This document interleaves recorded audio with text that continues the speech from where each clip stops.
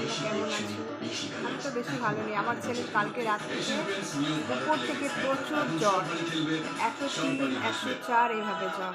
তো আজকে সকালে নাম লিখিয়ে ডাক্তারের কাছে গেলাম, ডাক্তার দেখিয়ে মাত্র আসলাম 1:30 বাজে। মাত্র ডাক্তারের কাছে আজকে এত ভিড় ডাক্তারের কাছে, ডাক্তারের কাছে গেলাম।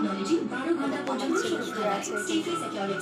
আমার ছেলের মুখের ভিতর দিয়ে এখানে একটা বড় টনসিল বলবো, টনসিলের মতো যাই হোক একটা বড় ইনফেকশন হয়েছে। জিভটা আছে ভিতরে, যে গলার ভিতরে একটা ছোটো জিভ, ওই জিভের ওখানে হয়েছে। এতটা বড় ফুলে গেছে, ডাক্তার বললো এতটা বড় ফুলে গেছে। মানে এটা এখন জানি না কীভাবে হবে। আর আমার ছেলে এত ঠান্ডা জিনিস খায়, তো ডাক্তারকে জিজ্ঞেস করলাম ঠান্ডার জন্য, তো ডাক্তার বললো না, খাবার জন্য অতটা না, বা অত ঠান্ডা দেওয়া যাবে না, খুব যত্ন করে চলতে হবে। তো আমি প্রত্যেকে তোমাদেরকে বলছি, যাদের ছেলে মেয়ে আছে তোমরা নিজের বাচ্চাকে ধ্যান রাখবে। অ্যাকচুয়ালি এটা হয়েছে এই কারণে, ডাক্তার আমাকে বললো এখন ভ্যাকসিন দিতে, ফ্লুয়ের ভ্যাকসিন দিতে। ফ্লু হয়েছে না, এটা বারে বারে হবে।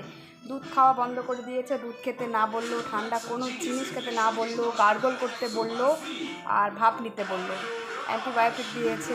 মানে জানি না কী হবে, প্রচুর প্রচুর গলা ব্যথা আর ফুসকুড়ি, আর এই রোগটা বারে বারে হয়।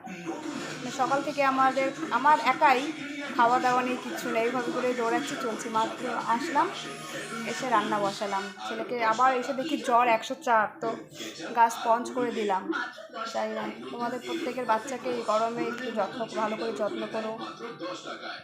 ঠিক আছে, থ্যাংক ইউ।